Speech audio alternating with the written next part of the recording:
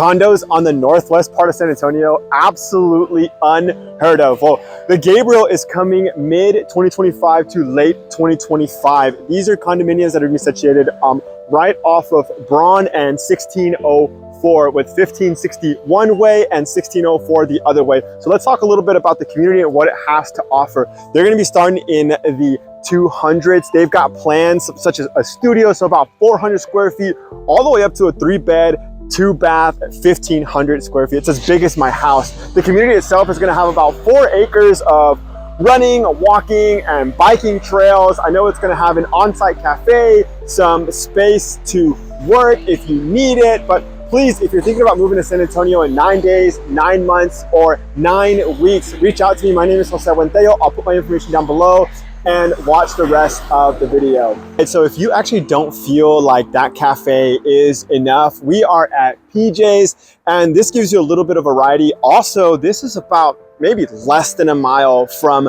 the Gabriel community. So come check it out, get yourself a good coffee, and get a change of scenery. Thank you for watching the video. My name is Jose Buentello. If you're thinking about moving to San Antonio in 9 days, 9 weeks, or 9 months, here's my information. Reach out to me and let's make something happen.